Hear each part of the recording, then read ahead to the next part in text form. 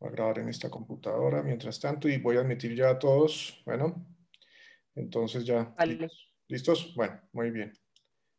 Entonces ya se están todos conectando y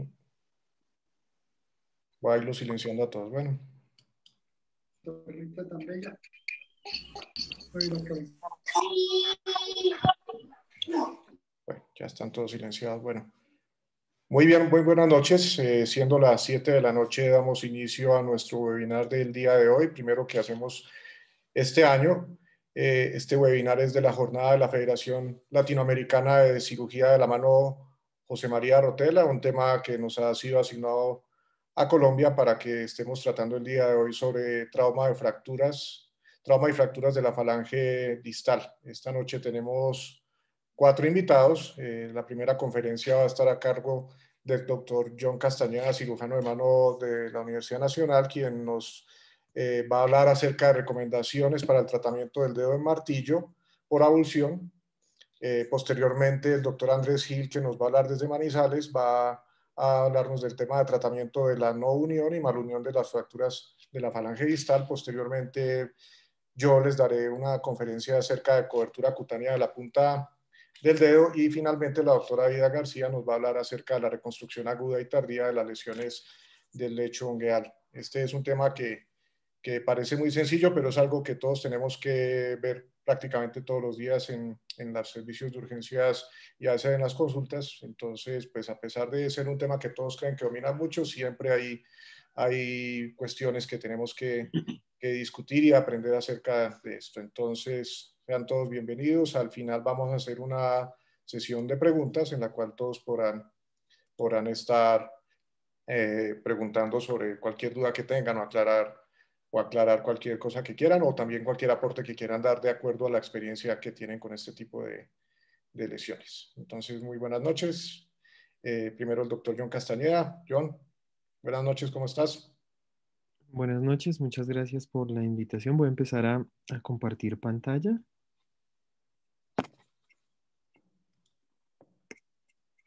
¿Me dicen si se ve bien ahí?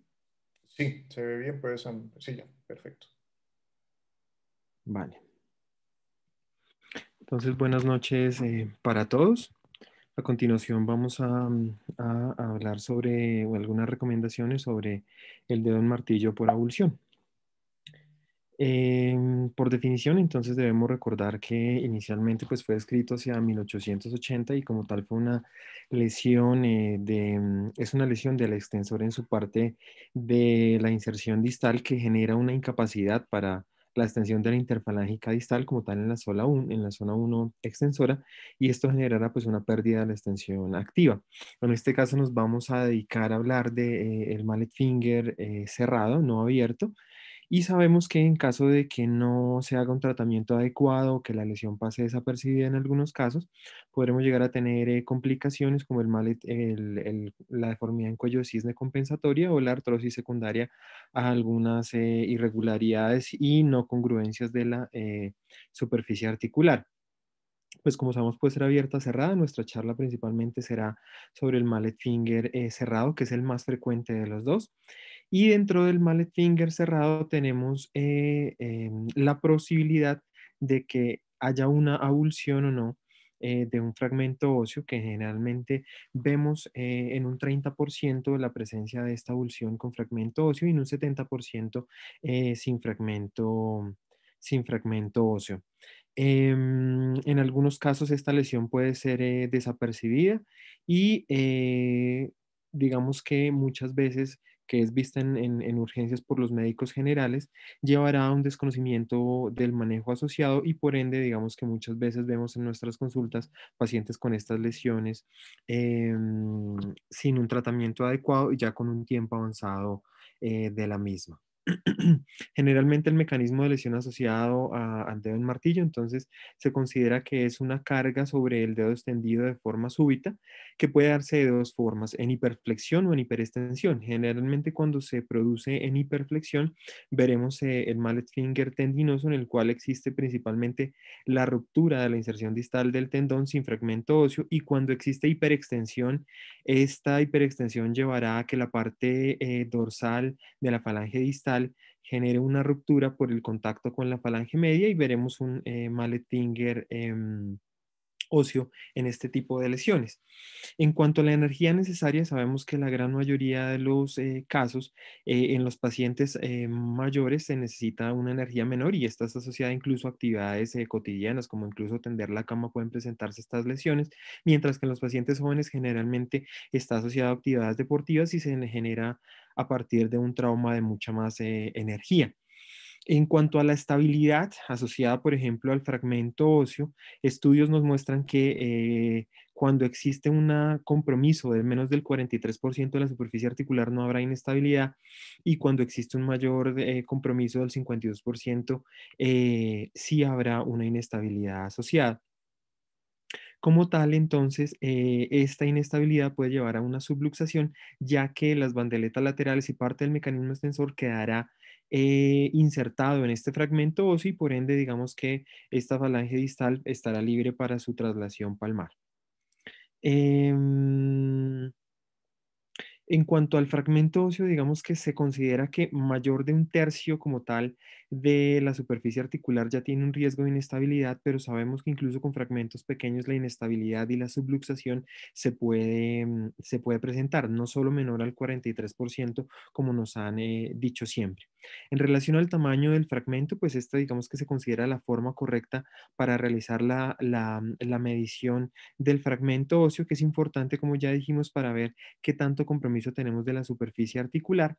Y en esta técnica para medir como tal la subluxación, se considera que si uno traza una línea por el eje de la falange distal y la compara con el eje de rotación de la falange media, si esa traslación hacia palmar de esta línea que acabo de trazar es mayor al 7% de la superficie articular, tendremos como tal una prueba de subluxación. Y esta, digamos que se puede dividir en menor o mayor, dependiendo de si la cortical dorsal cruza o no esta línea. Si la cortical dorsal de la falange distal está por delante del eje de rotación en la falange media, se considera que es una subluxación mayor. Y esto es importante tenerlo en cuenta, ya vamos a ver para el manejo. En cuanto a las clasificaciones, pues se han descrito muchas, dentro de ellas digamos que la más comúnmente usada es la de Doyle, pero algo que tienen como en común en la que fallan todas es que no existe como tal un algoritmo de manejo asociado a cada una de estas. En cuanto a la clínica, pues podemos dividir, digamos que la presentación de estos pacientes de forma aguda o crónica, si pasan de 4 semanas o no. Menor a 4 semanas se considera que es un dedo en martillo agudo y más de 4 semanas se considera que es crónico. Algo que es importante al examen físico es tener en cuenta la movilidad pasiva, ya que es uno de los criterios que nos dará la probabilidad de iniciar un manejo ortopédico o no al momento de la evaluación. Siempre tomar una radiografía, pero estar seguros de que nos van a tomar una verdadera radiografía lateral para evaluar el fragmento óseo que tenemos. Y siempre tenemos que descartar causas adicionales porque, como sabemos, el mallet finger puede presentarse incluso dentro de enfermedades reumatoideas, en el cual, pues, digamos que el tratamiento es un poco distinto.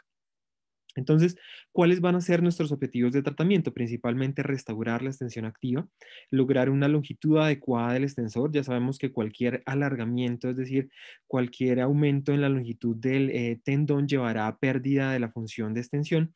Siempre evitar deformidades y artrosis como ya lo vimos. Y definir, en este caso tenemos que definir si vamos a hacer un tratamiento ortopédico o quirúrgico basados pues en muchos criterios, dentro de ellos la movilidad pasiva, ya que si tenemos una restricción de la movilidad pasiva, está contraindicado los manejos principalmente ortopédicos con férulas en extensión. Entonces, traté de hacer algo que es como un algoritmo sencillo para que lo vayamos viendo en cuanto a qué hacer frente a un paciente con un mallet finger. Entonces, debemos definir si hay o no fragmento óseo. Si no tenemos como tal un fragmento óseo, si el fragmento realmente es pequeño o es menor de un tercio de la superficie articular, digamos que ya hay un consenso claro hacia que el manejo puede ser ortopédico con la interfalángica distal en extensión. Antes se consideraba que para estos pacientes uno podría realizar una fijación, pero todos los estudios que se han realizado en las últimas décadas muestran que no hay ninguna diferencia cuando no hay un fragmento óseo grande o no hay una subluxación en realizar una fijación o realizar una sutura directa de esta avulsión tendinosa. El resultado final y el resultado clínico es muy bueno realizando simplemente una inmovilización en extensión. Si el paciente entonces sí tiene como tal un fragmento óseo, pues debemos ver si ese fragmento está subluxado o no. Si no está subluxado y podemos hacer una reducción adecuada con una inmovilización en extensión, podemos hacer un manejo ortopédico. Pero si está subluxado o si el fragmento no reduce, pues ya debemos considerar un manejo quirúrgico, caso en el cual debemos definir si vamos a hacerlo abierto percutáneo, que también digamos que muchas veces dependerá de la posibilidad de reducción y a veces incluso de las preferencias y de lo cómodo que uno se sienta con la técnica que escoja. Entonces, digamos que si nos vamos por el manejo cerrado con una férula en extensión, digamos que en estos casos, el gap que se genera a nivel del tendón depende principalmente de la flexión o no de la interfalágica distal. La posición en extensión nos llevará a la recuperación y a la disminución de ese gap. Antes se consideraba inmovilizar también la interfalágica proximal, pero no hay ninguna evidencia y al contrario lo que genera es que produzca más rigidez si uno realiza una inmovilización de la interfalángica proximal. Entonces, no se considera realizar la misma, únicamente la interfalángica distal. Como sabemos, cuando se empezó con el auge de las férulas en el 62, se diseñó como tal la férula de Stack, que digamos que es una de las más frecuentemente usadas, y se definió su uso entre 6 y 8 semanas de forma permanente. Algo que es muy importante cuando uno decide hacer este tipo de manejo es instruir al paciente en la conservación de la extensión. Digamos que muchas veces la no instrucción adecuada al paciente de cómo usarla, de cómo limpiar el dedo en caso de que él quiera, lleva a que generalmente exista una pérdida de lo que hemos ganado en cuanto a la fibrosis y a la cicatrización. Yo a veces prefiero decirles que no se la quiten porque muchos de los pacientes se la están quitando constantemente y realmente uno no logra, a pesar de que se la dejen las 8 semanas, uno no logra esa cicatrización que se debe generar. Mm, y como vimos, cualquier alargamiento que se genere a nivel del tendón, pues llevará a una pérdida de 25 grados de extensión. Entonces, la literatura propone que sí será mejor una inmovilización prolongada. Entonces, la evidencia que muestra, pues si uno tiene un fragmento óseo, pues realmente lo que depende o la cicatrización dependerá de la consolidación ósea. Entonces, con 6 semanas no hay problema en cuanto al tiempo de uso de la férula. Pero si es tendinosa, pues sabemos que eso tendrá que pasar por un proceso de maduración y formación de colágeno a partir de esa cicatriz en el espacio generado por la ruptura del tendón. Entonces se recomienda que por lo menos 8 semanas. En la literatura incluso hay artículos que utilizan hasta 12 semanas y ellos consideran que es el tiempo ideal, ya que en este artículo muestran que con 12 semanas de inmovilización se generan apenas 3 grados de pérdida de extensión, lo cual es realmente un excelente resultado para un dedo martillo.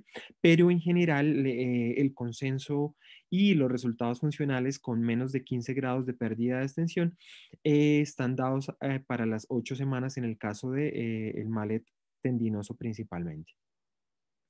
Entonces, ¿qué dice la literatura en cuanto a qué férula debemos usar? Digamos que el resultado final realmente ya está demostrado, es independiente de la férula, cualquier férula que uno quiere usar, ya sea la férula de Stack, una férula dorsal, una férula palmar, una férula de Zimmer, realmente no hay ninguna diferencia. Los resultados en lo que se ha visto, incluso en metaanálisis, muestran que no hay una diferencia significativa. Lo otro que tampoco hay una evidencia, pero digamos que sí es bastante usado, es en cuanto al uso de la férula nocturna. No hay ningún estudio que muestre que sea mejor o que el resultado funcional a largo plazo sea mejor en cuanto al uso de férula nocturna, pero se recomienda en muchos de los artículos que uno revisa. Y en cuanto a la posición real de inmovilización, se considera que si es un mallet óseo, la posición debe ser más o menos en cero, mientras que si es tendinoso, ya que debemos tratar de evitar la presencia de cualquier brecha a nivel del tendón, se considera que puede dejarse en hiperextensión. Digamos que en cuanto a las quejas más frecuentes asociadas a la férula, tenemos la prominencia dorsal que muchas veces no es tolerada por los pacientes, pero finalmente lo que vemos es que esa prominencia dorsal genera una remodelación de la articulación y es lo que uno que ve como esa base de la falange ensanchada en los pacientes que se manejan de forma ortopédica. Las complicaciones son menos frecuentes incluso que con el manejo quirúrgico, pero también pueden darse. Entonces, si no hay diferencias en las férulas, ¿qué debería lograr la férula? férula? Pues que se mantenga el dedo en extensión, que sea lo suficientemente fuerte para que resista el tiempo que vamos a hacerlo, en este caso 8 semanas, que no se vaya a dañar.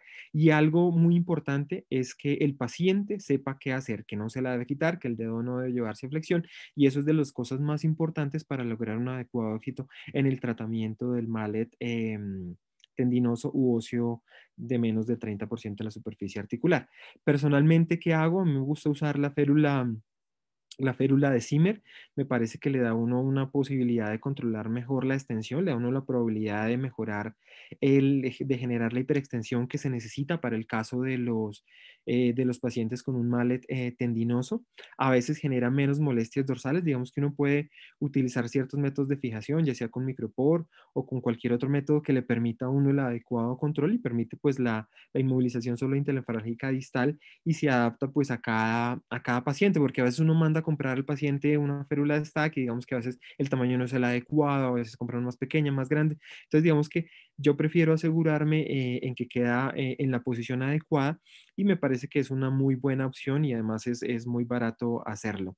Siempre lo uso por las 8 semanas continuas en el caso de que sea un mallet tendinoso, 6 semanas en el caso de que sea óseo y le dedico un poco de tiempo a dar unas instrucciones específicas al paciente de cómo usarlo, de que el tiempo es muy importante para el éxito y digamos que eso da un poquito más de tranquilidad cuando uno lo está usando.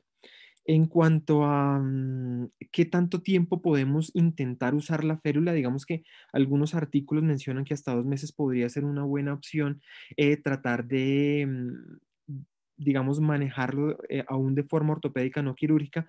Yo incluso he tenido pacientes en los cuales los he manejado hasta 3 meses con una adecuada función a largo plazo después de 3 meses y digamos que con un déficit de extensión que no va más allá de los 15 grados. Entonces, digamos que podría ser incluso un tiempo adecuado para el manejo cerrado u ortopédico con estos pacientes de mal tendinoso. Ya para el tratamiento quirúrgico, entonces, digamos que, como vimos, se considera cuando existen fragmentos óseos de más de un tercio de la superficie articular.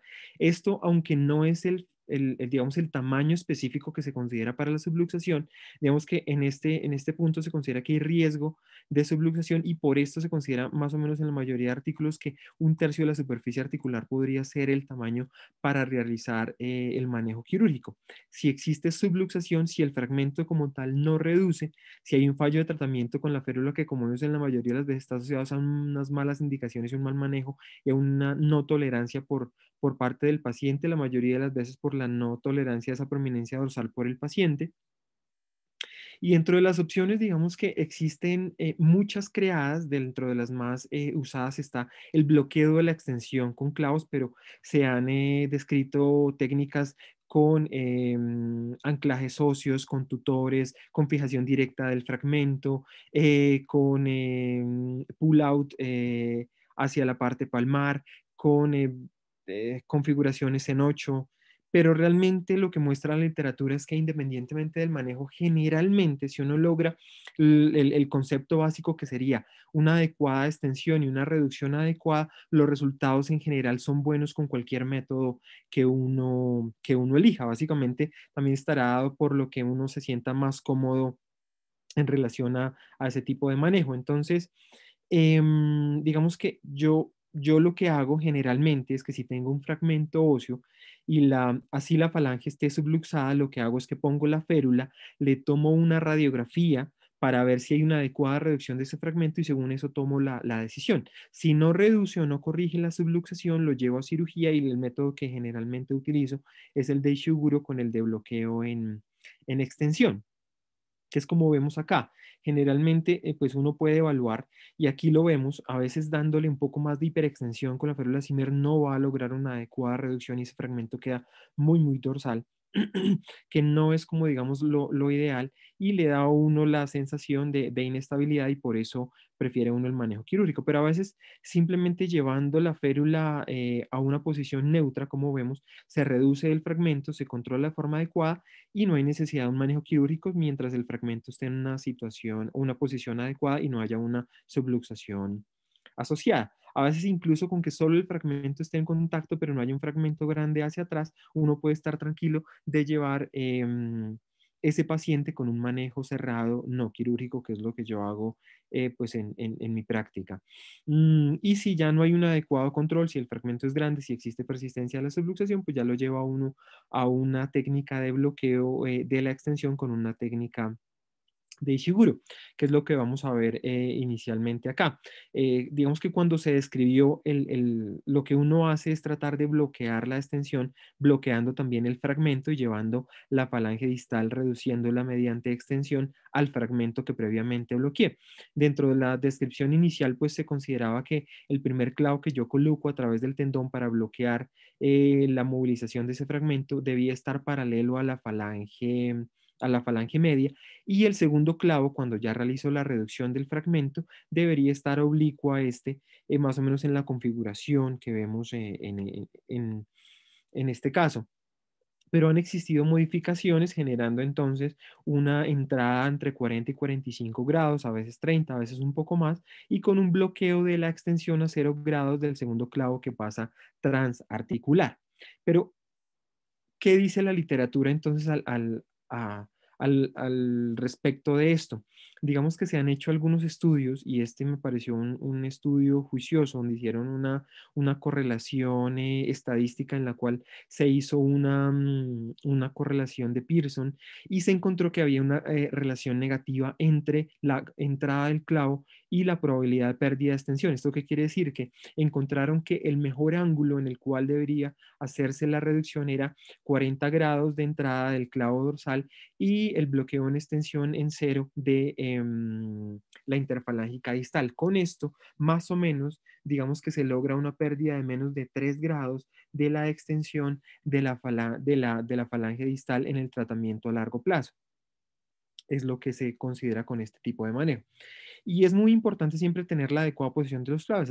A veces uno, digamos que ve cosas como esta, que son pacientes que me llegaron a la consulta en la cual digamos que la técnica no fue la correcta, porque pues este clavo no está generando, a pesar de que se generó una extensión de la interfalángica distal, no se generó un bloqueo del fragmento dorsal y por ende pues digamos que la subluxación persistió y pues con este resultado final ya con un daño articular y con una artrosis en la interfalángica distal. De igual forma, se considera que lo que mayor da un resultado funcional y una mejor satisfacción estética es la congruencia. Igual este paciente también lo recibí yo en la consulta con una fijación de la interfalángica distal sin la adecuada reducción y de igual forma un mal resultado final con un daño a nivel articular, pues que ya le deja a uno con menos opciones de manejo en estos pacientes.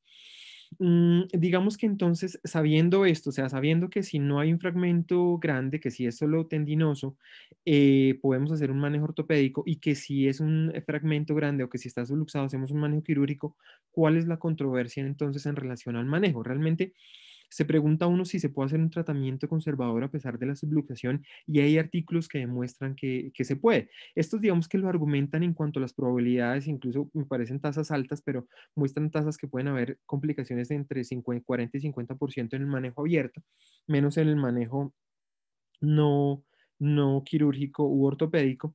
Y ellos, digamos que dan esta guía y es que si uno tiene una subluxación mayor en la cual la cortical dorsal de la interfalángica de la falange distal cruza el eje de rotación de la falange media, vamos a ver una subluxación mayor y esto es indicativo de cirugía. Mientras esto no se dé y así tengamos un fragmento grande, digamos que, perdón, uno podría intentar un manejo cerrado. Lo que dijimos, podemos hacer un manejo con una férula, tomar una radiografía, ver cómo redujo y si está reducido, a pesar de que tengamos un fragmento grande y que la subluxación se haya corregido, pues podemos continuar con el manejo ortopédico sin necesidad de hacer como tal un manejo quirúrgico. También durante, digamos que muchos años, se ha tratado de ver si es mejor el manejo conservador y quirúrgico y muchos de los artículos hasta hace pocos años nos mostraban cómo era un resultado equiparable en cuanto a los resultados funcionales. Es un artículo 2017 que es una revisión sistemática en la cual logran revisar incluso más de 1.500 pacientes y se dan cuenta que los resultados funcionales a largo plazo son muy, muy similares, independientemente del tratamiento quirúrgico de la férula que se usa, pero dan unos resultados más o menos con una pérdida de extensión muy tolerable que da un manejo equiparable entre ambos opciones. Este artículo también compara, por ejemplo, entre el manejo conservador con férula versus la reinserción con un anclaje sin una diferencia estadísticamente significativa. Pero hay un par de artículos que nos muestran ciertas indicaciones claras para el manejo quirúrgico. En este caso, se considera que si la fijación se realiza para pacientes que tienen una inestabilidad marcada con un fragmento grande, el resultado final de pérdida de extensión es mucho menor realizando manejo quirúrgico que ortopédico. Se considera que existe un mejor resultado para los casos de subluxación si se hace el manejo con pines, un mejor resultado si se hace en los casos tardíos, es decir, más de 4 semanas si existe un fragmento óseo, es mejor considerar probablemente la fijación que el manejo ortopédico como tal. Aunque, esto es algo que me parece que debemos tener en cuenta, y es que la gran mayoría de los casos, cuando consideran que existió una falla en el manejo ortopédico, es básicamente por no tolerancia de la férula. Esto, digamos que podría en algunos casos traducirse a que lo que estamos haciendo con el manejo quirúrgico podría ser simplemente generar un método que no genere tanta incomodidad en el paciente y una mayor probabilidad de control, ya que como vimos, o el paciente puede no hacer un adecuado seguimiento del mismo, un control y una adecuada adherencia al tratamiento, y con el tratamiento, digamos que quirúrgico, con la fijación con el clavo, pues evitamos esto y por esto, digamos que estos artículos podrían mostrar ciertas ventajas en relación al tratamiento quirúrgico. Es básicamente como podría uno verlo en estos casos. Entonces, finalmente, digamos que después de todo esto podemos dar unas recomendaciones que es, si no tenemos un fragmento óseo, si el fragmento es muy pequeño, realmente la férula se considera por 6 a 8 semanas con manejo ideal. La férula por 6 semanas en el caso de mallet óseo, 8 semanas en el caso de que sea un mallet tendinoso. Siempre, siempre, siempre dar una adecuada indicación y un control adecuado de estos pacientes, recomendaciones claras de cómo usar la férula, de que no se debe quitar o si se la permitimos quitar, pues cómo hacerlo para que no se pierda y no se genere flexión.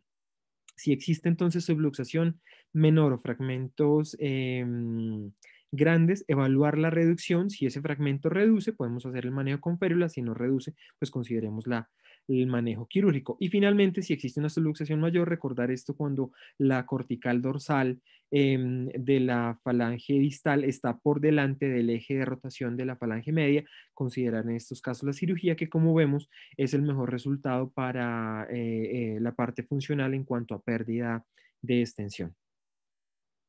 Eso era, muchas gracias. Muy bien, doctor John, muchísimas gracias por tu conferencia, excelente. Les recuerdo, el doctor Braga tiene una pregunta. Doctor Braga, muy buenas noches. Al final de las conferencias vamos a hacer una sesión de preguntas y respuestas para que pueda ser mucho más dinámico toda la presentación. Entonces, al final, por favor, para todos los interesados, que nos envíen sus preguntas. Ahorita continúa desde Manizales el doctor Andrés Gil, quien nos va a hablar acerca de las fracturas y no uniones de la falange distal. Andrés, muy buenas noches, ¿cómo estás? Muy buenas noches, Julián. Buenas noches para todos. Vamos a hablar hoy de la no unión de las fracturas de la falange distal. Aparentemente es un tema que puede ser recurrente en nuestra consulta, pero a veces necesita un poco más de revisión, y esto lo vamos a notar cuando sigamos adelante con esta charla. Bueno, los objetivos de la charla es, en primer lugar, definir de una forma adecuada la no unión de la falange distal y cuál es la mejor forma de tratarlas. Las fracturas de la falange distal, pues, son las fracturas más frecuentes que tenemos en las manos. Y la definición de no unión va a estar teniendo en cuenta dos consideraciones muy claras. Hay que tener en cuenta que dentro de las fracturas de la falange distal se da inicialmente una consolidación clínica. Esta consolidación clínica aparece entre las 3 y 6 semanas Pero los signos radiológicos solamente pueden aparecer incluso hasta los 4 meses. Por lo tanto, el doctor Jupiter ya en 1985 nos habló de una definición que todavía se mantiene, y es que la no unión de las fracturas de la falange distal debe definirse como la presencia de signos clínicos de inestabilidad y dolor, y signos radiológicos después de 4 meses de lesión. Entonces debemos tener en cuenta esas dos cosas, tanto la parte clínica de inestabilidad y de dolor, como la parte radiológica después de los 4 meses. ¿Cómo podemos clasificarlas? Pues hay dos formas de clasificarlas. Una desde el punto de vista de la zona anatómica donde se presenta, en el extremo distal, que rara vez la vemos, y generalmente se comporta como una no unión o una pseudoartrosis asintomática. Los de la diáfisis, que esas fracturas de la diáfisis tienen mayor riesgo de no unión por sus características y porque soportan más cargas, y las del tercio proximal, que están más asociadas a avulsiones tendinosas. Que incluso, pues ya yo en la charla anterior habló algo de esto, entonces este es otro tema. Y la otra forma de clasificarlas es según si son la pseudoartrosis atrófica o hipertrófica. Las atróficas son las que vemos en la gran mayoría de los casos, donde están asociadas a pérdida de hueso, daños de los tejidos blandos, pérdida del aporte vascular en el fragmento distal. Y las hipertróficas, que son más raras, donde se ven más relacionados a la mala estabilidad, a una mala fijación o a la presencia de un tejido blando allí interpuesto. Aquí vemos las dos. Al lado izquierdo la atrófica y al lado derecho la hipertrófica. La incidencia, hay estudios muy variables en cuanto a la incidencia. Esos estudios que nos dan menos del 1% no utilizan o no suman dentro de sus estadísticas las lesiones grandes asociadas a amputaciones o reimplantes. Entonces, esas manos catastróficas no las incluyen allí, mientras que en los otros sí las incluyen. Entonces, por ejemplo, vemos esa diversidad de incidencia del 0,2% hasta que el doctor Da Cruz en el 88 nos muestra el 47%. Entonces es una tasa de incidencia muy relativa según el tipo de pacientes que incluya. Hay unos factores de riesgo para la presentación de la unión, y es la presencia de lesión de tejidos blandos, circundantes, lesiones vasculares, manos con lesiones catastróficas de alta energía, con amputación, aplastamiento, infección, pérdidas segmentarias del hueso, mala reducción, mala fijación, que están asociadas a eso. Sin embargo, este tipo de lesiones pueden generar una limitación funcional hasta el 70% de los pacientes cuando comprometen el cuello o la diáfisis de la falange distal.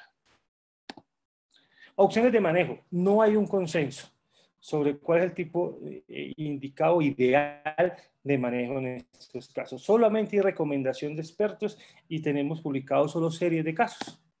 Entonces, el manejo conservador, entonces se dice que para los pacientes asintomáticos, pero recuerden que vimos en la diapositiva anterior que la no unión se define como la presencia de síntomas más el proceso radiológico. Entonces, pues ya la parte de asintomáticos es algo relativo. Dentro del manejo conservador encontré este artículo. Este es un artículo donde nos muestra el uso de ultrasonido de baja intensidad para este tipo de tratamiento. Simplemente reportaron 2 casos donde lograron consolidación, uno a los 2 meses, otro a los 6 meses. No hay claridad sobre el mecanismo de acción, pero bueno, se considera que la tensión mecánica en el hueso puede generar un estrés que produce una mayor formación ósea, y eso puede estar asociado pues a la cura de la pseudoartrosis en este caso. En cuanto al manejo quirúrgico, tenemos la exéresis, la reducción cerrada de fijación o la reducción abierta con injerto y fijación. En cuanto a la exéresis, tenemos también muy poco en la literatura. Se menciona que cuando se tiene un fragmento distal muy pequeño y que ese no afecta la longitud del dedo, y se podría usar la exéresis pues, del fragmento distal como el tratamiento para ese tipo de pseudoartrosis. La otra opción es la reducción cerrada o la reducción abierta con fijación, dependiendo de, ahí está, el interrogante es el tipo de no unión que tengamos. Entonces, la reducción cerrada y la fijación percutánea en este caso la haríamos sobre todo en fracturas que son cerradas, que tienen una no unión viable, una no unión hipertrófica, que por lo tanto tienen un buen aporte vascular y que histológicamente deben tener un tejido allí fibrocartilaginoso, una no unión que nos va a ayudar. Entonces ahí el problema no es tanto biológico, sino de estabilidad. Podemos utilizar tornillos de compresión, la indicación es evitar desperiostizar para generar una mejor biología, y esto va, y de esta forma de tratamiento pues va a disminuir el riesgo del daño del lecho ungueal. Entonces tenemos estas opciones. La otra opción de la reducción abierta, concierto y fijación, sobre todo la usamos en los casos de no unión atrófica. Entonces allí entramos, resecamos la pseudoartrosis, aplicamos injerto óseo y colocamos una fijación. El abordaje, pues hay varios tipos de abordaje. Es el abordaje medio axial, que respeta pues la zona ungueal. Tenemos el abordaje palmar, que su gran pecado precisamente es la cicatriz sobre el pulpejo, que esto va a generar pues molestia en el día a día del paciente. El abordaje dorsal, también para estas pseudoartrosis. Y en la falange distal, pues es técnicamente un poco más difícil, teniendo en cuenta tratar de evitar el daño del lecho y de la placa ungueal. Este otro abordaje es un abordaje con boca de pescado en la punta del pulpejo, que es otra forma de abordaje. La fijación, pues podemos hacerlo con clavos, con tornillos simples, con tornillos cruzados, con tornillos sin cabeza, incluso con fijadores externos. Y también encontramos estas publicaciones donde usan semejan un tornillo, pero con un fragmento de cortical ósea. Entonces utilizan un fragmento de cortical, generalmente del olecrano, y lo forman en una especie de astilla o de tornillo, simulando pues esto, y lo introducen a través de la falange para darle la fijación. Esto lo utilizan de forma simple, o sea, colocando el injerto o fijándolo a veces si es necesario, con unos clavos de Kirchner. No existe consenso acerca del método de fijación más adecuado, eso está completamente claro. Entonces, ¿qué dice la evidencia? Entonces miramos algunas revisiones de casos que tenemos. Entonces, por ejemplo, esta revisión del doctor Ito, que fue uno de los primeros, en donde solamente pues, decimos solamente porque hemos solo 6 pacientes, pero es que realmente no hay mucho en la literatura. Pero entonces utilizaron una revisión abierta con injerto córtico esponjoso y lo fijaron con pines. Todos consideraron consolidación de las 6 a las 8 semanas. Este otro reporte, esta otra publicación, tiene 13 casos. Hicieron 3 abordajes distintos, unos pacientes con pines, otros con tornillos, 7 pacientes con injerto, los otros 6 sin injerto.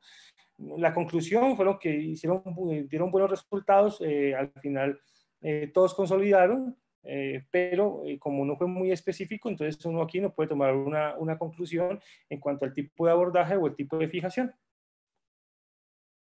En esta otra publicación, con 11 pacientes, utilizaron un tornillo de compresión sin injerto óseo, buenos resultados, el 100% consolidaron, pero hubo un rango muy alto en el tiempo de consolidación, con un promedio de 4,2 meses, que es muy alto, ¿no? Con un 28% de complicaciones, sobre todo molestia del material de osteosíntesis en el sitio de la inserción, ahí en la punta del pulpejo, por donde entró el tornillo. Este otro artículo con esta otra revisión de pacientes utilizando el injerto óseo del olecranon con 11 pacientes, hizo una revisión abierta con una incisión medio lateral y lo fijaron con pines. La mayoría, 10 de 11, consolidaron. Solamente hubo una complicación adicional, que fue un hematoma en el sitio donante. El seguimiento fue hasta los 7 meses, pero no reportaron, el seguimiento, pero no reportaron el tiempo exacto de consolidación. Entonces ahí quedamos como... Este es otro digamos, de los más recientes, utilizando un tornillo sin cabeza tipo AcuTrack. Utilizaron 18 para 18 pacientes, no usaron injerto, consolidaron el 100%. El tiempo de consolidación fue en promedio de 9 semanas, no hubo complicaciones.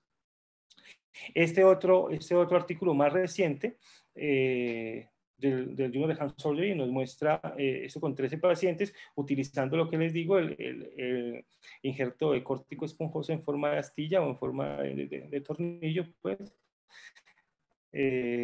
Algunos otros sin fijación adicional, abordaron por la punta del pulpejo, consolidaron entre 6 y 8 semanas. Solo un paciente tuvo dolor, digamos que se consolidó un poco antes que con los AcuTrack. No obstante, pues es mucho más demandante desde el punto de vista técnico. Como ustedes pueden observar, no hay una recomendación muy clara ni estudios de alto nivel que nos determinen, nos puedan ayudar a definir un tipo o no de tratamiento, y al final estamos sobre las preferencias y las indicaciones de expertos. Yo les puedo decir que desde el punto de vista de mi práctica clínica, lo que yo hago es que cuando la pseudoartrosis es un fragmento muy pequeño que compromete solamente el peñasco, pues lo que hago es resecarlo, y lo reseco por la punta del dedo, como lo muestra aquí la imagen, con esta incisión ahí con boca de pescado, con muy buenos resultados. Y cuando la pseudoartrosis ya es de la diáfisis, pues lo que yo hago en mi práctica es utilizar estos tornillos AcuTrack o tornillos sin cabeza, también a través de la punta del dedo, de forma percutánea, sin injerto óseo, con buenos resultados. Conclusiones: la no unión debe definirse por los signos clínicos y radiológicos y no antes de 4 meses. Eso tenemos que tenerlo muy claro para poder abordar el manejo posteriormente. Al evaluar la no unión, debemos tener en cuenta si es hipertrófica o atrófica, y según eso, pues vamos a determinar el tipo de tratamiento que vamos a hacer. Una vez operado, utilice cualquiera de los métodos que hemos mencionado. Las tasas de consolidación son altas. Lo que entra aquí a alterar una u otra cosa es el tipo de compresión en el foco, mostrado por el tipo de sistema que se utilice para la fijación, y la aplicación de injertos son los factores determinantes en el tiempo de consolidación de este tipo de no uniones. Muchísimas gracias a ustedes por la atención, y por acá los esperamos por Manizales y por nuestro eje cafetero en Colombia. Muchas gracias. Bueno, Andrés, muchísimas gracias por tu excelente conferencia. Seguro va a haber también muchos comentarios y preguntas que va a haber al final en nuestra sesión de preguntas. Voy a darle un momento al doctor Jefferson Braga la palabra. Doctor Braga, muy buenas noches. Sim. Bienvenido. Boa noite. Boa noite. Bom, eu gostaria de parabenizar e agradecer a Sociedade Colombiana pela excelente organização desse webinar, e nós estamos com 100 pessoas assistindo. Isso mostra bem o sucesso desse encontro. Então, gostaria de agradecer a todos que já fizeram as suas conferências, e agradecer ainda as pessoas que vão participar, como a Aida agora vai falar sobre, não sei se é agora, mas é depois, né, sobre leite unguial. Muito obrigado à Associação Colombiana pelo excelente nível e a participação nessas jornadas da Federación Latinoamericana. Muito obrigado mesmo. Bueno, doctor Braga, muchísimas gracias. El doctor Braga es el presidente actualmente de la Federación Latinoamericana de Cirugía de la Mano, y es quien ha sido el gestor principal de estas jornadas que estamos haciendo a nivel de toda Latinoamérica para todas las sociedades. Esta noche tenemos también participantes que están viendo nuestra audiencia desde Brasil, desde México, y bueno, aquí todos son bienvenidos, y al final vamos a tener una discusión bastante enriquecedora para todos desde nuestra experiencia. Doctor Braga, muchas gracias. Obrigado. Bueno, entonces ahora yo les voy a compartir mi pantalla. para poder ponerles, mostrarles mi conferencia. Entonces, aquí estamos y un momento, por favor. Listos. Entonces, acá estamos. Listos. Creo que ya me pueden ver. ¿Es correcto? Sí, ya te estamos viendo. Perfecto, gracias. Sí, Julián, muy bien. Listo, perfecto. Entonces, muy bien. Entonces, bueno, aquí lo que les vamos a hablar en este momento es acerca de la cobertura cutánea de la punta del dedo, ¿sí? Lo que tenemos para compartirles a ustedes desde mi experiencia y lo que yo he encontrado en la literatura al respecto del tema es que, bueno, pues hablando un poco de las consideraciones epidemiológicas de este tema, pues sabemos que los traumas en la punta del dedo son 1/3 de los accidentes de trabajo. Esto es algo que lo vemos prácticamente todos los días en nuestras consultas. Afecta en total al 5% de la población cada año, de toda la gente que va a los servicios de urgencias, y la gran mayoría son hombres, y el 60% están entre 16 a 45 años, o sea, una edad productiva bastante importante. De ahí la importancia que tiene esto de saber cómo manejar este tipo de lesiones. La principal causa son traumas y tumores que pueden llevar a los pacientes a generar una discapacidad temporal o permanente. Esto hay que saberlo manejar bastante bien por todas las secuelas que yo creo que todos hemos podido ver con pacientes que tienen lesiones en punta de dedo, que muchas veces terminan incluso hasta en síndromes dolorosos que complican muchísimo la recuperación de los pacientes, más en nuestros pacientes latinoamericanos. Como consideración general, pues esto aplica no solo para la piel de la palma de la mano, sino también tenerlo en cuenta para la punta de los dedos. La piel palmar es una piel que es gruesa, queratinizada, y lo ideal es que siempre tiene requerimientos de sensibilidad. Siempre se deben buscar tejidos que no sean muy bultosos, que permitan precisamente que los pacientes cuando se rehabiliten puedan tener unos buenos movimientos para pinza, agarre y, pues, como ya les mencioné, la sensibilidad. Cuando es piel dorsal, es una piel más delgada que en realidad no tiene tanta importancia con respecto a que recuperen sensibilidad en esa zona. Entonces, como lo dijo algún día el doctor Bunnell, una mano tiene que ser bien reconstruida, porque un hombre sin una mano funcional equivale a un hombre sin mano, ¿sí? Entonces, esto aplica para los dedos, y pues ya todos conocen muy bien la escalera reconstructiva en cobertura cutánea, y esto es para todo el cuerpo. Obviamente, pues dependiendo de la severidad del trauma, pues todo también va a aumentar el nivel de la complejidad. Hay que tener en cuenta unos principios básicos de reconstrucción. Los primeros son hacer un buen desviamiento de tejido, retirar tejido necrótico, tejido infectado, buscar estabilidad ósea, como ya lo habló ahorita Andrés, y si tenemos algún compromiso de la interfalángica distal, tener también una reparación ligamentaria, y si tiene que repararse el tendón también.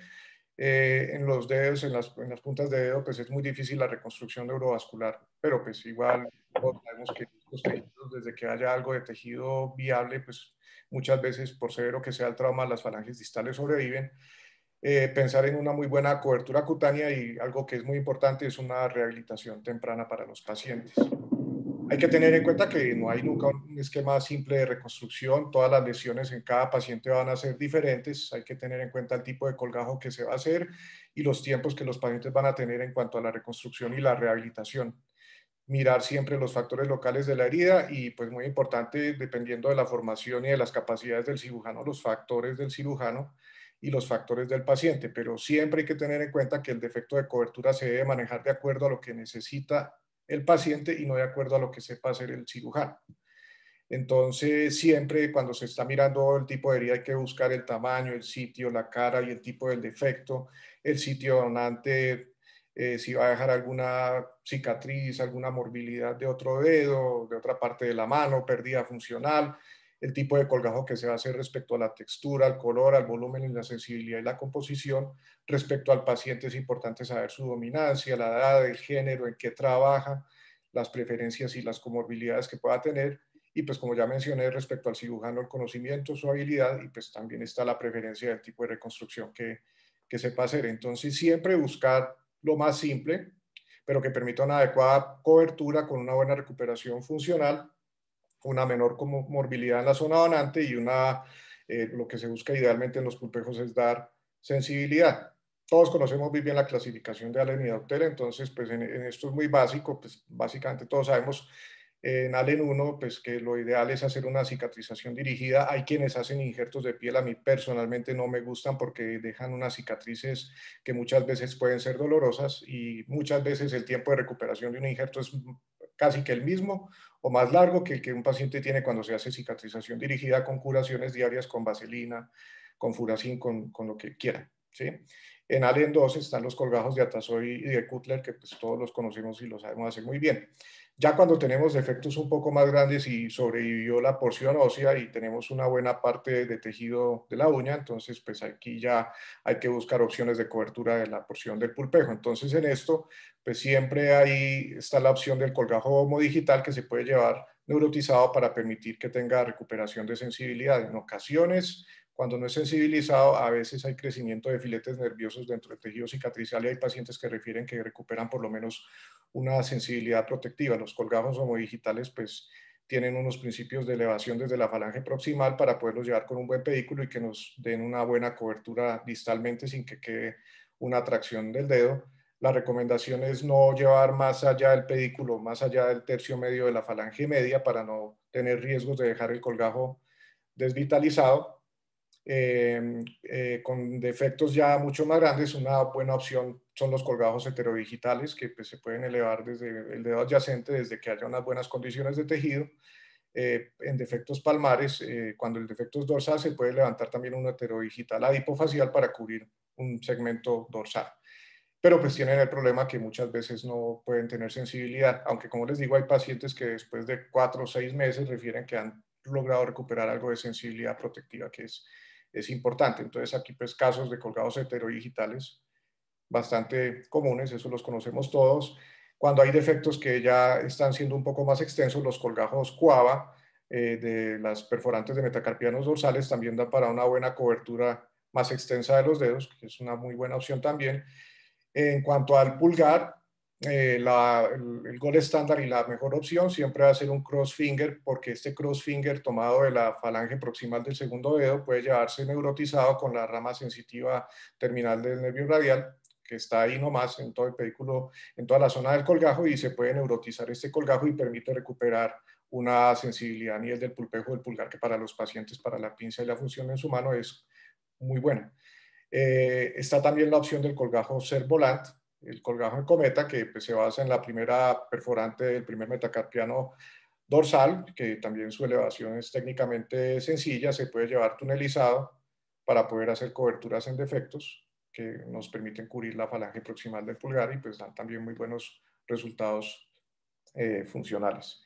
Este es un caso cortesía del doctor Montealegre de un paciente con una fractura por sierra con pérdida de porción ósea a nivel de la falange distal del pulgar, que pues en muchos casos muchos pensarían, no, pues hay que hacer una amputación. En este caso se tomó una porción de injerto de cresta ilíaca para reconstruir el defecto de pérdida de hueso de la falange distal y posteriormente se hizo una cobertura con un colgajo Cervolant, que es un colgajo bastante versátil, muy sencillo y pues da muy buenas opciones de cobertura.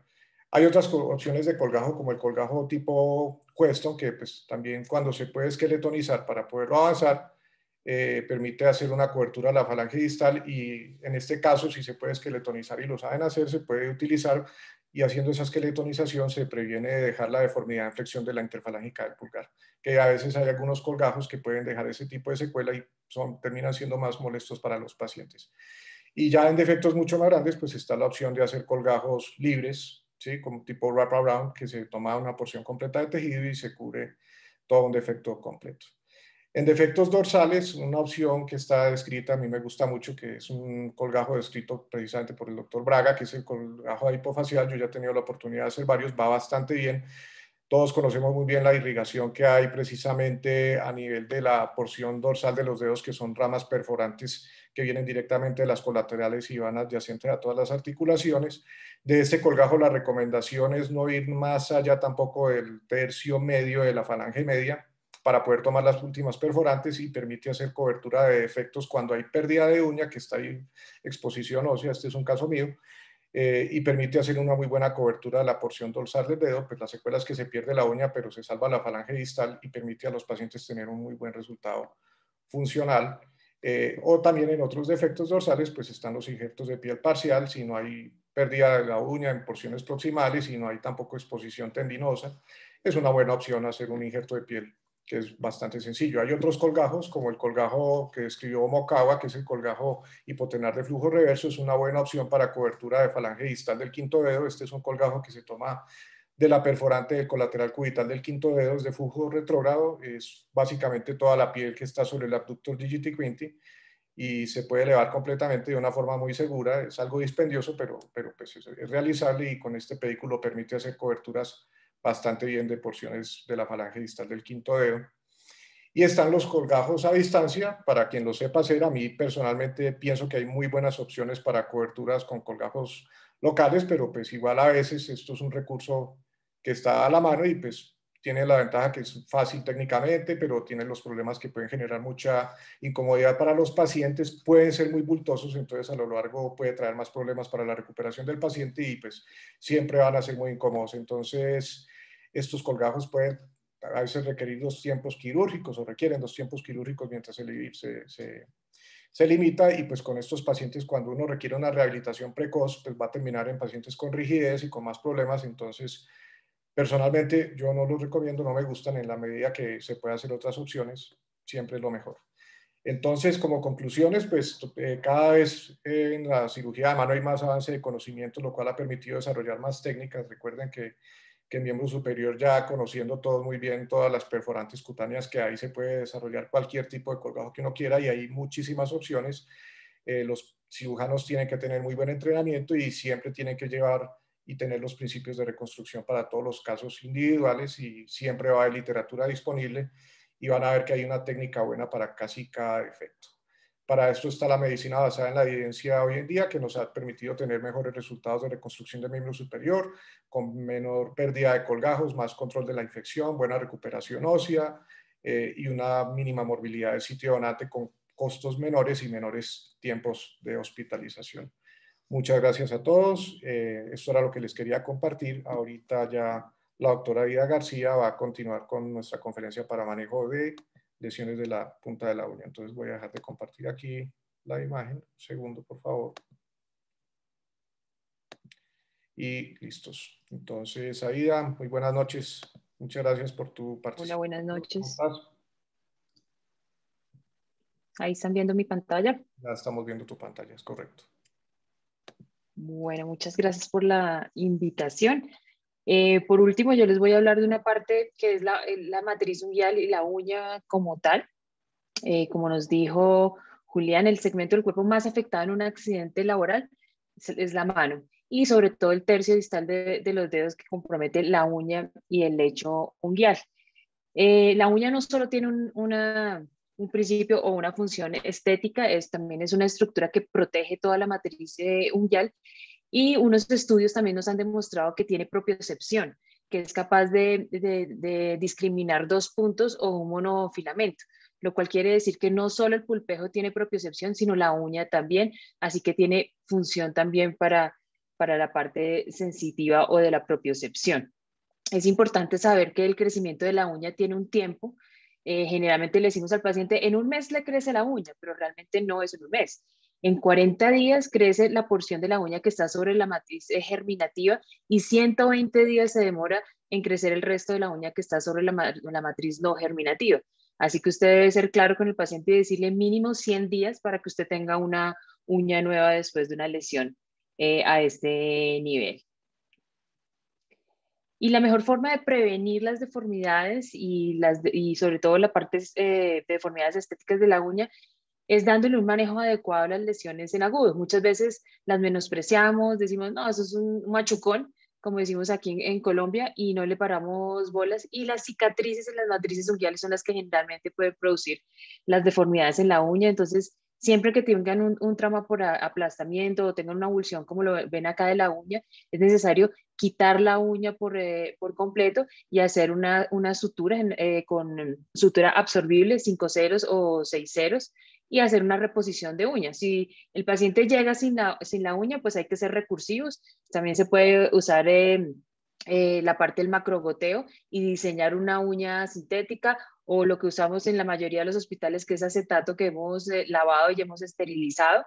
Esto con el fin de evitar las sinequias o que se pegue la piel sobre la matriz unguial germinativa. Para eso es que se deja esta uña y a medida que la otra va saliendo, pues ya a las 2 semanas uno quita los puntos y esta se cae de forma espontánea.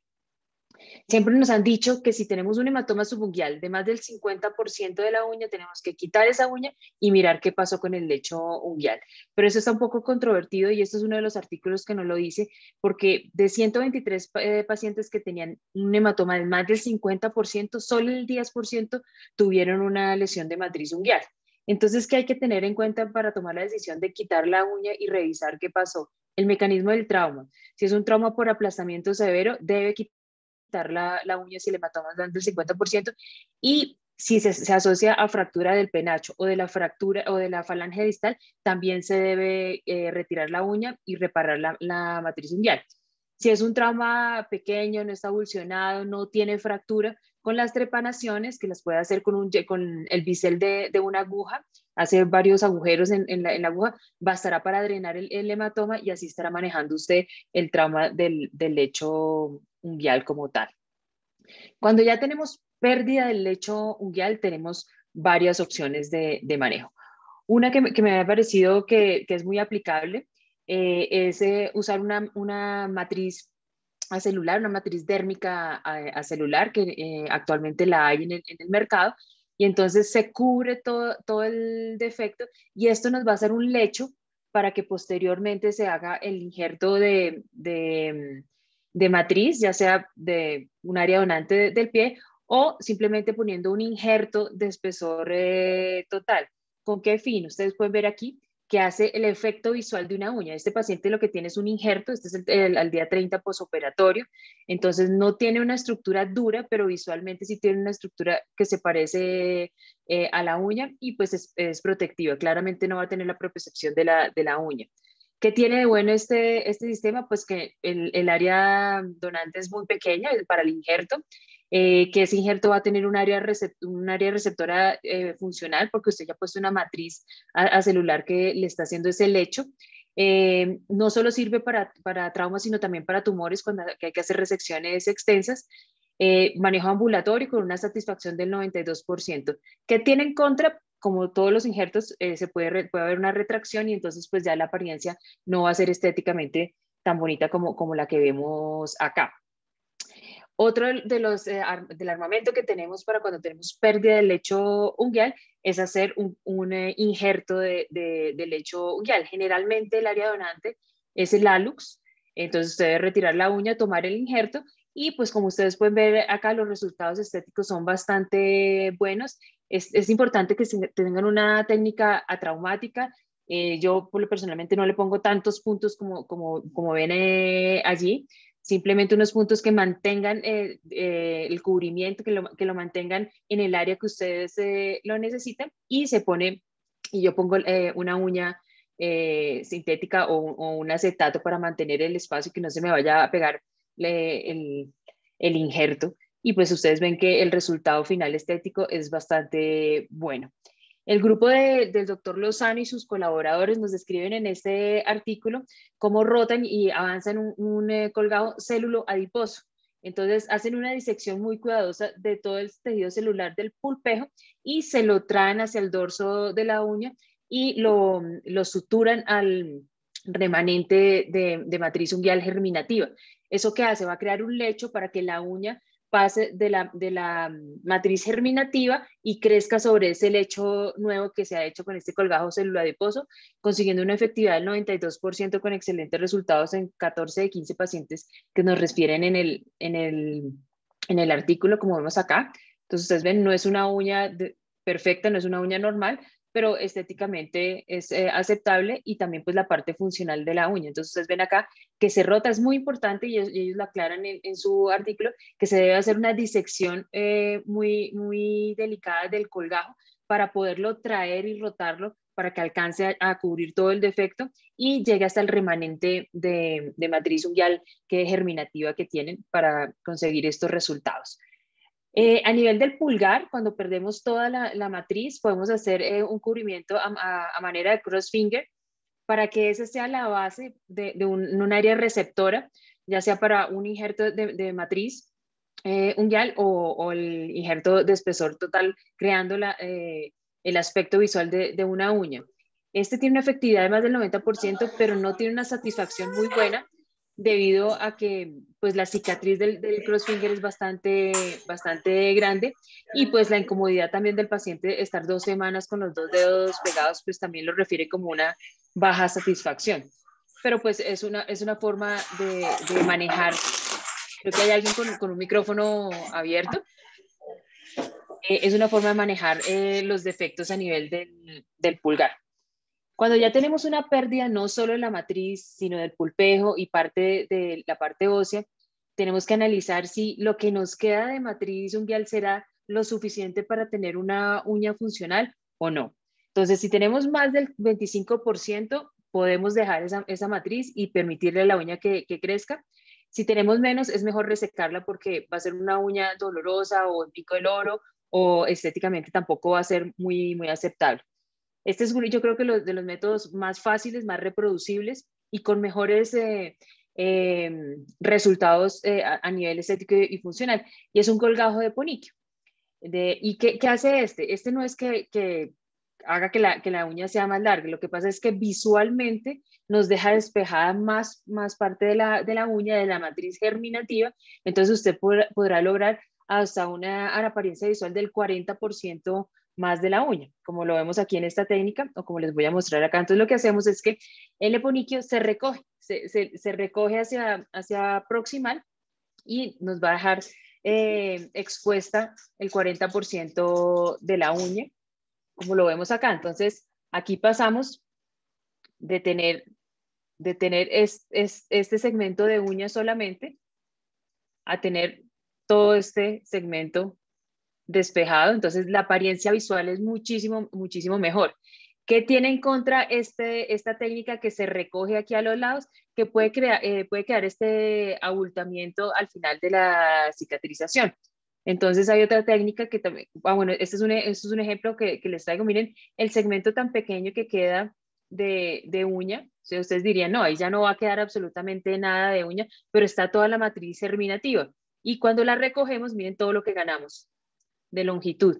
Eso es una apariencia visual, pero es bastante funcional y pues estéticamente también el paciente lo va a notar teniendo una efectividad y una satisfacción de más del 95%.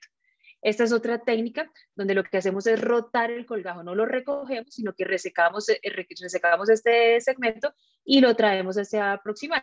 Entonces, ¿qué evitamos allí? Que nos quede el abultamiento en la parte dorsal porque se va a hacer una sutura término-terminal. Entonces, es una forma de evitar esta cicatrización en el dorso, creando, miren, ustedes ven acá que acá queda totalmente lisa la superficie de donde se rotó el colgajo y pues ven que la apariencia de la uña es muchísimo más larga. Otro problema que tenemos a nivel de la matriz unguial es cuando no hacemos las suturas en aguda, dejamos que cicatrice la matriz y se producen estas sinequias o esta fibrosis o estas adherencias, las cuales hay que resecar para permitir que la uña no quede con este tope, sino permitirle a la uña que termine de crecer. Entonces, en este caso hay que quitar la uña, resecar ese tejido fibrótico. A veces es necesario hacer injertos de matriz unguial si el defecto es muy grande y así permitir un crecimiento más lineal y sin tope de la línea. Para cuando tenemos la deformidad en pico del oro, quiere decir que hemos perdido parte del pulpejo y parte del soporte óseo a nivel de la falange distal. Entonces, como vemos acá, lo que necesitamos es darle soporte nuevamente a esta uña para que ella suba y crezca de forma correcta. Entonces, esta es una forma, esto es un colgajo B&Y, con la diferencia que en este segmento vamos a hacer un injerto de matriz unguial para que la uña siga el crecimiento y no encuentre un tope y vaya hacia abajo como creando el pico del oro. Entonces ustedes ven acá que se rotó el colgajo y en este segmento se puso la matriz unguial. No es un resultado estético muy deslumbrante, pero pues sí es una mejoría. Y el problema con estas uñas de pico del oro es que muchas veces son dolorosas y la uña se entierra en el tejido que tiene y entonces se vuelve molesto para el paciente. ¿sí? Otra forma de enfrentarnos a las uñas de pico del oro es volviendo a crear como un soporte a este nivel, ¿no? Entonces, en este caso lo que se hace es que se decola todo un colgajo volar y se lleva hacia el dorso, creando nuevamente un soporte para esta uña en pico del oro. Pero muchas veces el problema no es solo a nivel de tejidos blandos, sino también a nivel de tejido óseo. Entonces hay que pensar en dar una estructura, ya les voy a mostrar unas alternativas. Este es otro colgajo, un colgajo en isla, donde ustedes ven que se levanta completamente todo el tejido de la matriz unguial, la uña, y ya cuando se tiene en forma lineal, se pone el colgajo en isla, como lo vemos aquí en la gráfica, para recrear un pulpejo nuevo y un soporte estructural para esa uña para que no tenga la deformidad en pico del oro, creando esta corrección que es bastante satisfactoria a nivel también funcional porque se crea un pulpejo. Cuando nos falta soporte óseo, entonces tenemos que pensar en reponerlo. Esta es una excelente manera. Técnicamente no es tan fácil porque hacer esa osteotomía para hacer ese deslizamiento de ese colgajo osteocutáneo, pues no es tan fácil, pero lo bueno es que no necesita una fijación muy estable. Ustedes ven que el pin lo único que está haciendo es soportando el fragmento que usted ha deslizado para recrear nuevamente el penacho de la falange que le está faltando y así darle un soporte estructural, que es lo único que está haciendo. Y con la parte de tejidos blandos, pues se recrea el pulpejo y se le da el soporte para que la uña crezca en forma correcta. Este tiene una efectividad hasta el 92%, con una satisfacción del 90 al 95%, lo cual es bastante bueno. Ustedes ven acá la deformidad en pico del oro tan severa que tiene el paciente, y pues ven acá que dándole la estructura, nuevamente se restablece la dirección correcta de esta uña, con un resultado funcional y estético muy aceptable. Una uña corta, pero ya no en pico del oro, y ustedes ven aquí que la osteotomía consolidó por completo. Cuando nos enfrentamos a otro problema a nivel del lecho unguial, que son las quemaduras, o no siempre tienen que ser quemaduras pues por fuego o huesos, a veces son abrasiones, ¿sí? Que dañan toda la piel que cubre el lecho unguial germinativo. Está esta técnica que es rotar un colgajo, es como crear un bumper, crear un borde nuevamente y traer la piel para que cubra, llegue al borde de la lúnula. Y pues acá se va a hacer un injerto de piel, y ustedes ven pues que pasa de tener este defecto donde toda la uña está descubierta a nivel germinativo a tener nuevamente una forma normal de uña y del lecho unguial. Este es otro ejemplo. Ven que pues el cambio de estar todo esto descubierto a tener nuevamente un cubrimiento de la matriz germinativa, pues tiene una satisfacción de más del 96%. Lo único es pues la cicatriz que puede quedar a nivel del área donante del injerto y del área receptora del injerto. Entonces también se puede hacer de esta forma. Este es el que describen como bulbo de cebolla, que esto que nos permite ahorrarnos el injerto, porque es como donde encuentro un colgajo, un BIG, que de la parte donante se cierra en forma primaria y se recoge la piel igual hacia la uña para darle cubrimiento. Tiene la misma función, darle cubrimiento a la parte germinativa.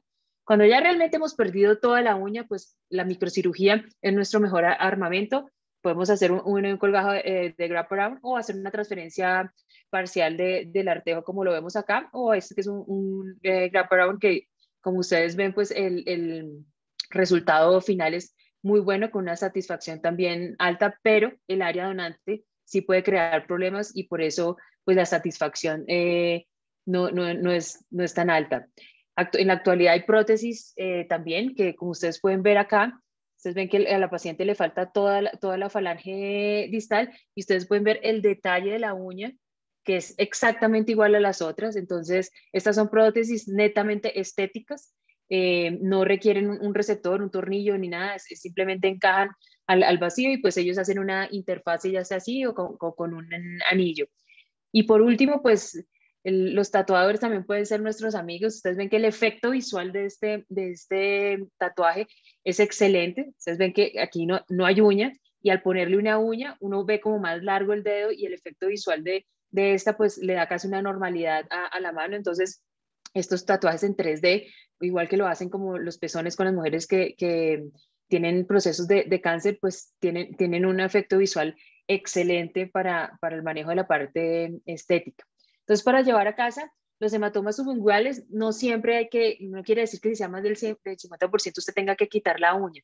Hágale una historia clínica, pregúntele cómo fue el trauma y si se asocia a una fractura con minución del penacho, pues en ese caso sí retire la uña y haga una reparación de la matriz unguial. De otra manera, drenando el hematoma será suficiente. Y con una sutura de una matriz unguial en agudo, usted podrá evitar muchas deformidades. Creo que la clave es el manejo del trauma en agudo. Muchas veces, de verdad, lo menospreciamos, dejamos que cicatrice como sea, y un colgajo como nos lo mostró Julián anteriormente, un colgajo en Belle bien hecho, le puede dar el soporte a esta uña para que no haga una deformidad en pico del oro, porque no se trata solo de la parte estética. Una uña en pico del oro puede ser dolorosa y también puede limitar al paciente para los agarres y para su propiocepción. Entonces es pensar en la parte funcional y en la parte estética como tal. Y pues para todo hay una solución. Aquí en Colombia le encontramos solución a todos, y ya no, ninguna de estas herramientas que yo le he dado le funciona, pues le puede comprar un sombrerito al dedo. Pero por último, los queremos invitar a nuestro congreso, si Dios quiere, si la pandemia nos lo permite. Estamos planeando hacerlo presencial, así que los esperamos en Barranquilla en agosto 25, con las manos abiertas para volvernos a reencontrar después de esta pandemia que nos ha cambiado la vida a muchos. Y así será. Muchísimas gracias por la atención. Muchas gracias por tu excelente conferencia, bastante interesante, unos aportes muy enriquecedores. Entonces, bueno, pues sí.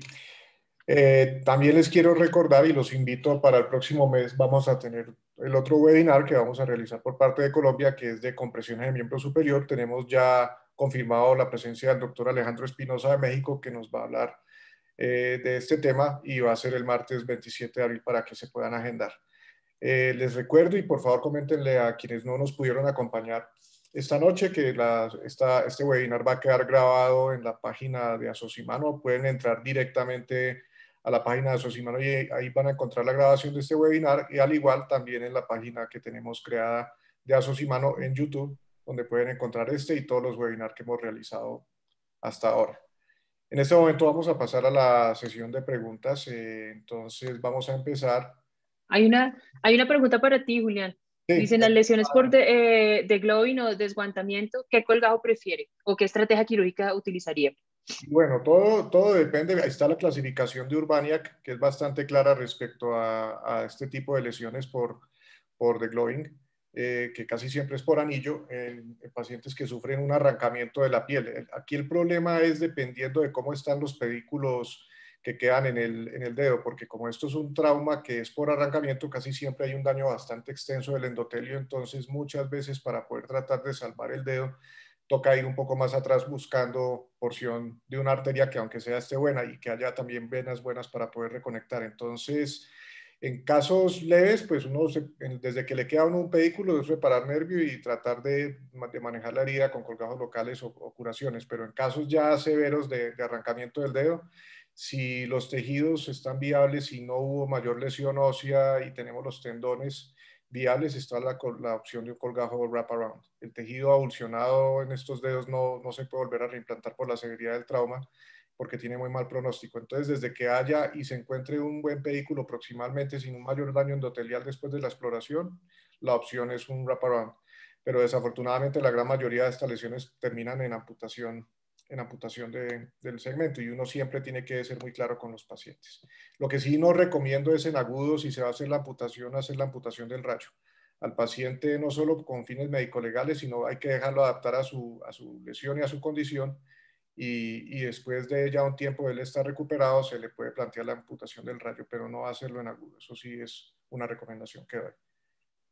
Bueno, no sé si alguien más quiere hablar de los panelistas acerca de lo que hacen, o el doctor Braga, no sé si tenga algún aporte que nos quiera hacer.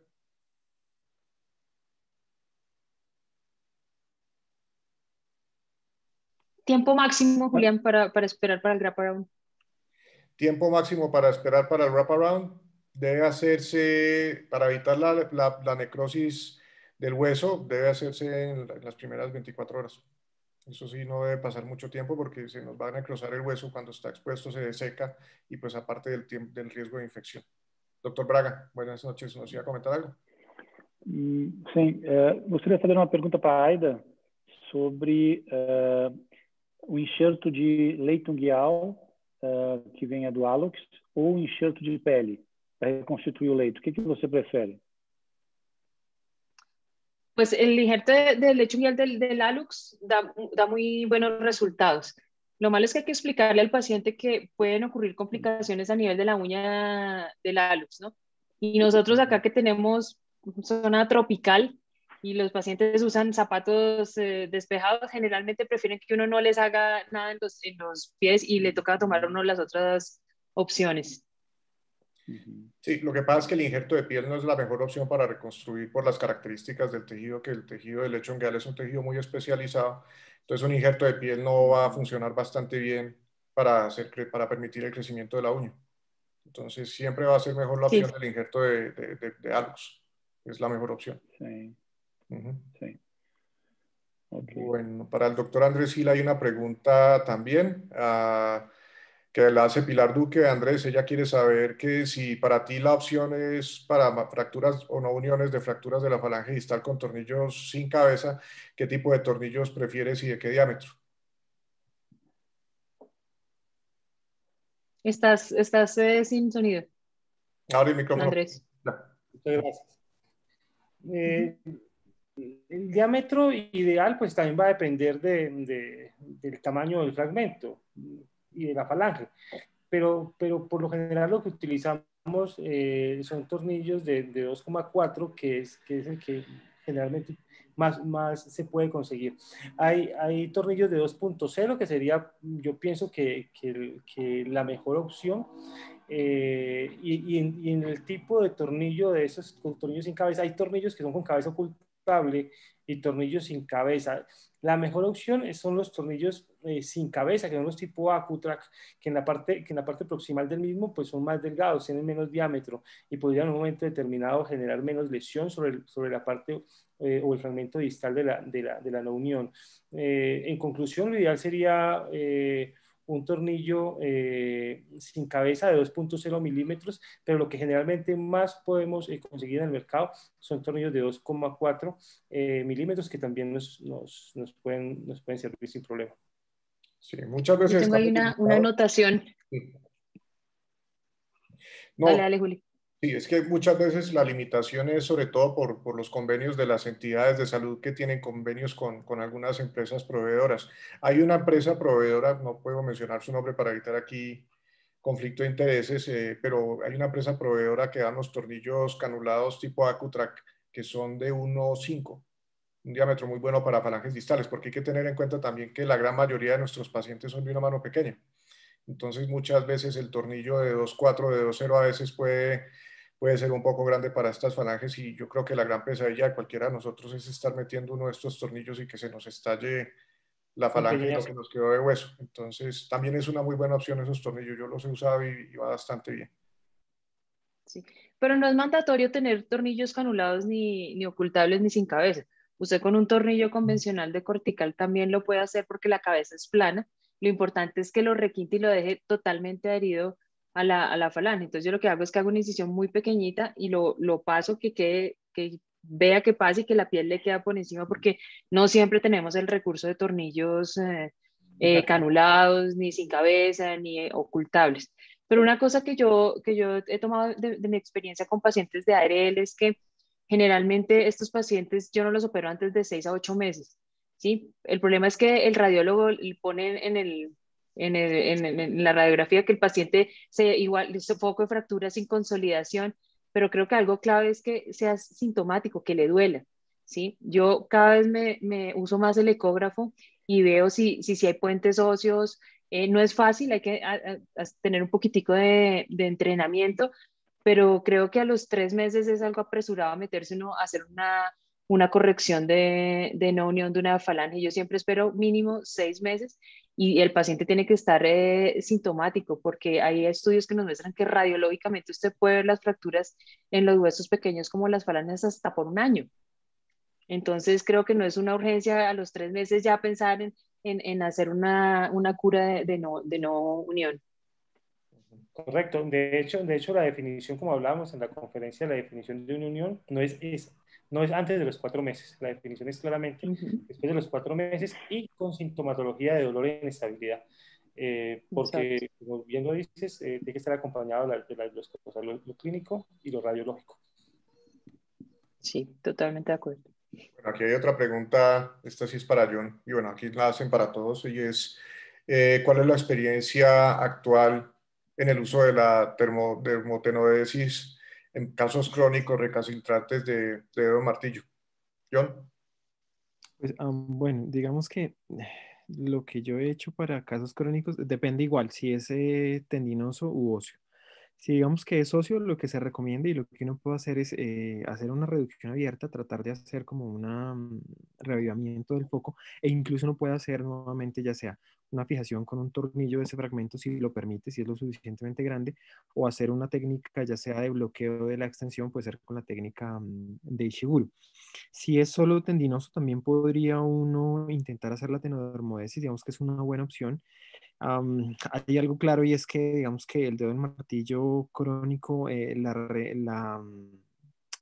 la reconstrucción que uno puede hacer generalmente está asociada a veces a pérdidas de la extensión, el resultado no está bueno, perdón, pérdida de la flexión, no es tan bueno, muchos de esos dedos quedan generalmente en extensión, pero digamos que es un resultado aceptable en el caso de la interfalange distal, pues porque es la posición normal en la cual usamos la interfalange distal y no tanto en flexión. Entonces, digamos que es una de las opciones, pero lo que se recomienda y lo que realmente da evidencia es que uno puede hacer nuevamente una técnica de Shiguro y hacer la reconstrucción de este. Incluso hay técnicas para las lesiones crónicas que muestran que hasta 6 meses el tendón no está suficientemente retraído y uno puede hacer una reinserción mediante un anclaje óseo en la falange distal o hacer un colgajo para tratar de darle más longitud al tendón extensor y reinsertarla con un anclaje. En los casos en los que has hecho la dermotenodesis y el paciente te recidiva. En esos casos, digamos que miro el estado de la articulación porque ya es un poco frustrante y uno termina a veces proponiendo otro tipo de cosas como la artrodesis, digamos que es una Entonces, opción Eso es lo que... em, predecible y digamos que el resultado es funcional. Entonces yo digamos que no molesto mucho con eso porque ya es muy frustrante ponerse a hacer otras cosas. Es más fácil proponerle una artrodesis que uno sabe cómo va a funcionar y el resultado es bastante bueno. Además que se les prolonga muchísimo el tiempo de incapacidad a los Exacto. pacientes, entonces esa es la opción. El doctor Meiser pregunta, esto es para Andrés, pregunta sobre si usas tornillos endomedulares en fracturas agudas de diáfisis o de la porción distal de la falange. Generalmente en las fracturas agudas los he usado digamos, con buenos resultados. Eso sí, le trato de utilizar los de 2.0 que me generan una mejor estabilidad y menos riesgo de explosión del peñasco. Sí los uso con frecuencia, pero todo depende del tipo de paciente, de la contratación, del tipo de fractura, pero sí los uso sobre todo en fracturas que están desplazadas y fracturas cerradas y desplazadas. Esa sería la, la indicación para usarlos en las fracturas agudas. Muy bien. Bueno, Julian, eu teria uma pergunta, Julian, para ti. No colgarro reverso, faz anastomose do nervo distal ou não? ¿en cuál colgajo, doctor? Perdón. reverso. Reverso. En la hipofacial. Si hago una... en el colgajo reverso. homodigital, en el homodigital. Si hago una anastomosis Nervosa. si se hace Não? del nervio. Sim. Desde el nervio, sí, tengo el otro cabo del segmento bueno del nervio, sí, para permitir ahí, eso ayuda a controlar neuroma y pues ayuda a mejorar la inervación. En esos casos, sí, con el del Ok. otro lado, sí, señor. Ok. Ujú. Bueno, no tenemos más preguntas del panel, entonces quiero darle muchísimas gracias a todos los expositores. Pienso que fue un excelente webinar. Les recuerdo que el próximo mes vamos a tener el 27 de abril el próximo webinar que va a ser sobre compresiones del miembro superior. Y les recordamos también la invitación que les hizo Aida para nuestro congreso, el cual va a ser presencial muy seguramente, porque ya esperamos que la gran mayoría del personal de salud o todo esté ya completamente vacunado para entonces. Una muy feliz noche a todos, que descansen y nos vemos nuevamente en un mes. Doctor Braga, muchísimas gracias, una feliz noche. Aida. Gracias Doctor a todos. Braga, gracias.